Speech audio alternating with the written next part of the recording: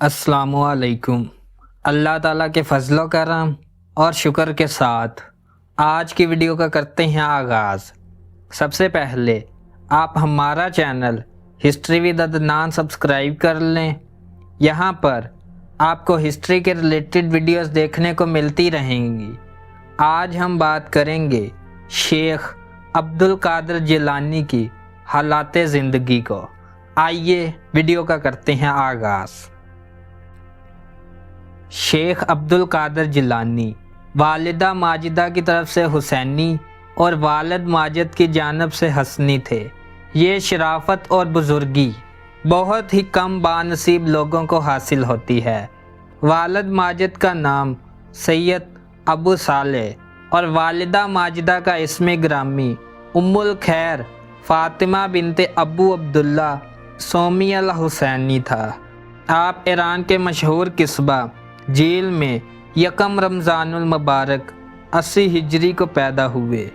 ये बात नहायत ही मशहूर व मारूफ है कि सैयदना हज़रत शेख अब्दुल कादिर जिलानी अयाम रिज़ाअत में माह रमज़ानुल मुबारक में दिन के वक़्त अपनी वालिदा माजिदा का दूध नहीं पिया करते थे।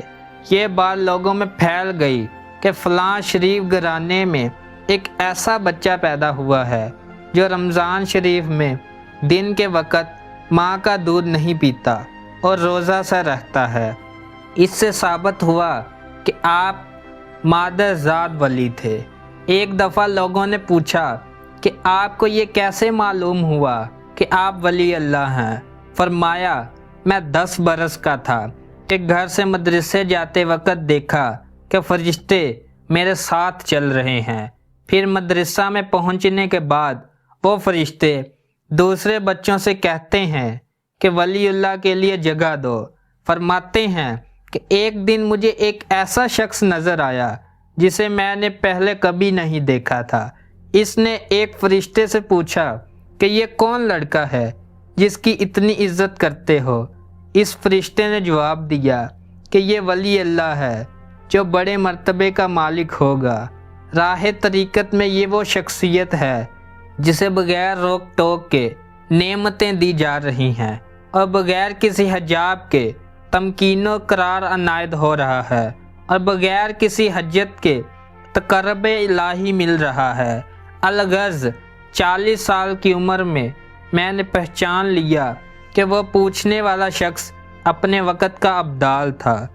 आप नहीफ़ुल बदन, मियाना कद, कुशादा सीना, लंबी चौड़ी दाढ़ी, गंदमी रंग, अबरू पैवस्ता, बुलंद आवाज़ थी।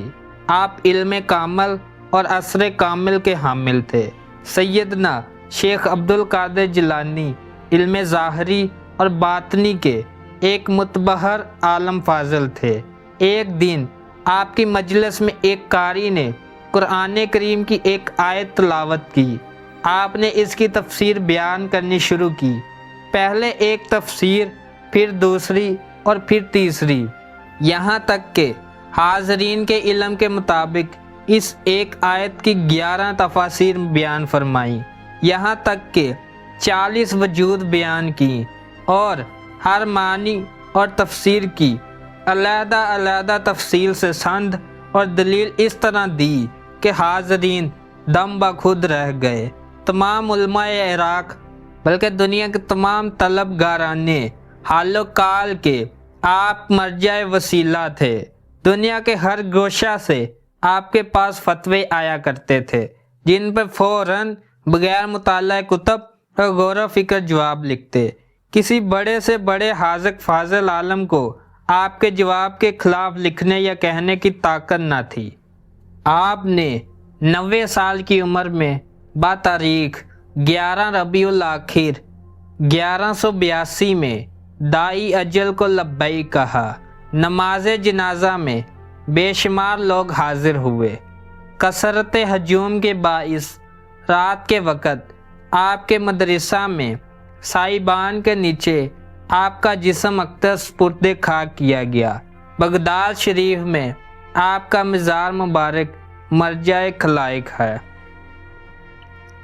उम्मीद है आपको आज की वीडियो पसंद आई होगी। اگر پسند آئی ہے تو لائک، شیئر اینڈ سبسکرائب کریں۔ آج کی ویڈیو کا کرتے ہیں اختتام۔ اللہ حافظ۔